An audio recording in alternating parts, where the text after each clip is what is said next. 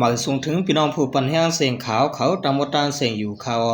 วันบ่ได้ตกแม่อยู่ในวันที่3เดือนธันวาคมปี2026ในคะเลข่าวเลยอยู่บตาน3หัวข้อข่าวเสติมาต่างถึงในพี่น้องผู้ปันแห้งเขากว่าอยู่เขาหัวข้อข่าวที่1จนาตีนเวียงตวนติเฮาจะหันขายตังกินนกัดกลางคำข่ายว่าหัวข้อข่าวที่2โกนหอหลุดกาเวียงปางสางยายึในกลางเวียงหลวงลาเชียวหัวข้อข่าวที่3ซึกมันติขึ้นปางกลุ่มนุ่มสภายเสตา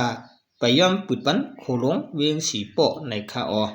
วันด้านสุดในเฮาข่าวันกันกว่าถอมด้วยหัวข้อข่าวที่1เตรียมต่างไว้ว่าเจ้าหน้าที่นเวียงตวนตีเฮาเจ้าหันขายตั้งกินนกัดกลางคำข่ายออกในจอมกันคา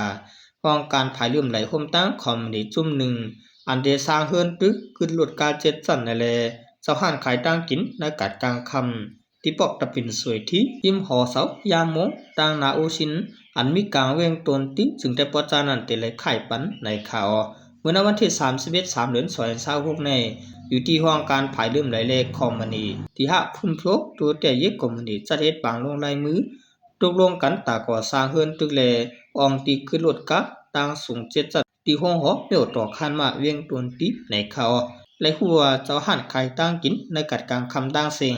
ที่ไรไข่กว่าตั้งเสียนตั้งกงเตะสิวันที่18 สิงหาคม2026ในที่ไรไข่ปันเฮาเย้าตุเป็นวันเลือนสุดในคาสำนักลิกินเกียนอะไรลงลายมือไว้นั่นห้องหอเฮือนตึกอันตีก่อสร้างนั่นเต็มมีสั่นตากขึ้นรถกัดสั่นสูงหาจัน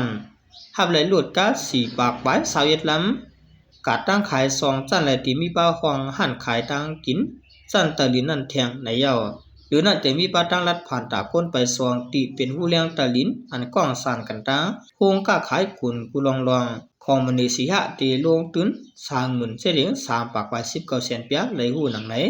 ในกาดกลางคำในมีคนขายตั้งกินยำแลกุนกูเซนโฮมเซนมีหมอกปากควางยามกลางนะเจ้าซ้ำกุนกาลิบขายพ่อยนางเขียวมาปลายตำขายเสเพราะกลางคำซ้ำมีคนมาขายตั้งกินอันสู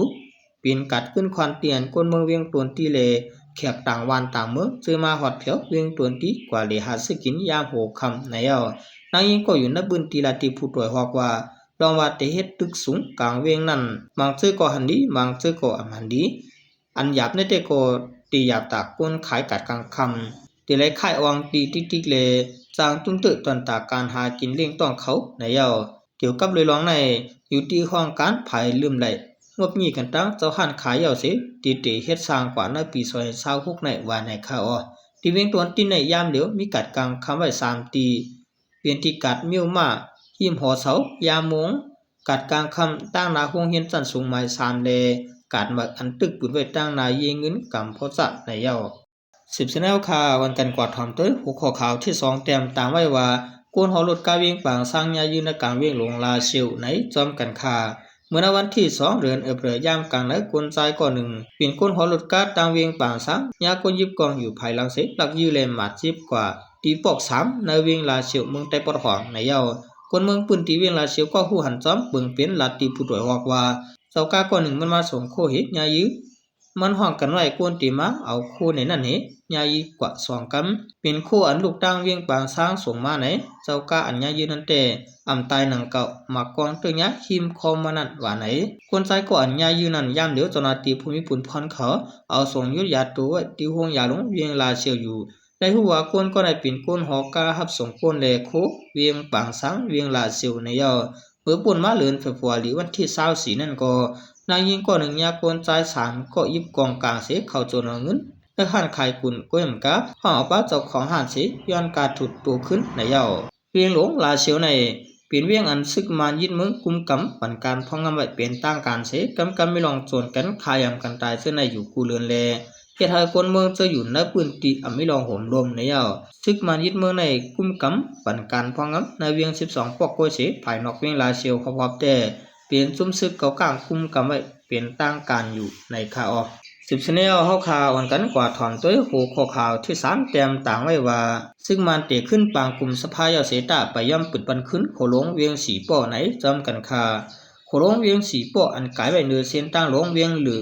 เวียงลาเชียวนั่นย้อนปัญหาการซึกพ้องแผนการยันซึก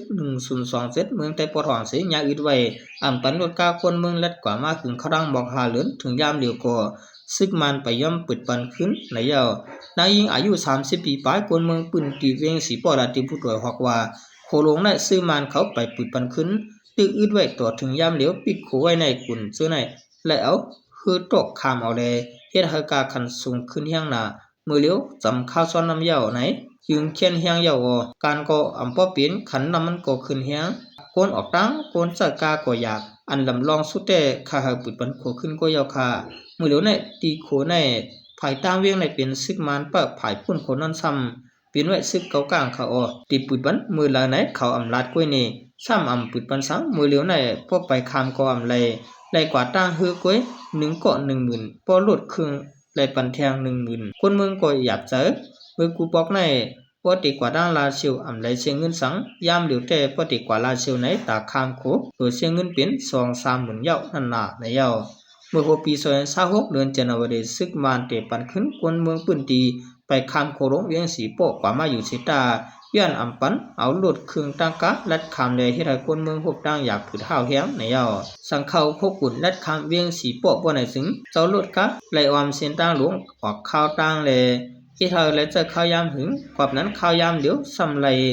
พบลองกาขันนำมันจากขึ้นสูงยังก็ยังกะยังหาซื้ออยากแทงลูกก่อนย้อนปัญหาศึกเมืองอเมริกันและอิหร่านตั้งอิสราเอลยื้อกันห้าวยังเสียถึงดีและอื้อเสียนตั้งกันก็ขายน้ำมันเมียนเลยที่เธอ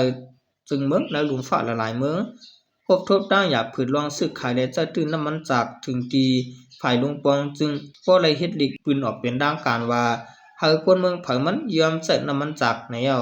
คนเมืองใต้ปอดหองไล่ขามตามปัญหาการซึกตั้งซึกเจ้าคือในเมืองใต้ปอดหองก็ยังกะพรย้อนปัญหาการซึกอเมริกันและอิหร่านยื้อกันหาวยังก่อเลยจามปุยปาเทียงยามเหลียวในเมืองใต้ปอดหองในกาขันน้ำมันจากปงขึ้นสูงหาวยังเส1 ลิตรในถึงกว่าในกีกัง15,000 ถึง 30,000 เปียห้านขายน้ำมันจากอันใหญ่อันโด่งโกอำปึดขายบันก้นเมืองไหลกุติในข่าวข่าวต้นดาข่าวเงาข่าววันเมื่อใดก็สุดยอดกว่าตีในข่าวเรียนสุดมาขอบใจนำถึงพี่น้องเขาเจอกันเป็นผู้เตรียมข่าวแลผู้ทำข่าวเขาตามมดตาเสียงอยู่ข่าวหมอสูงตางเสียงข่า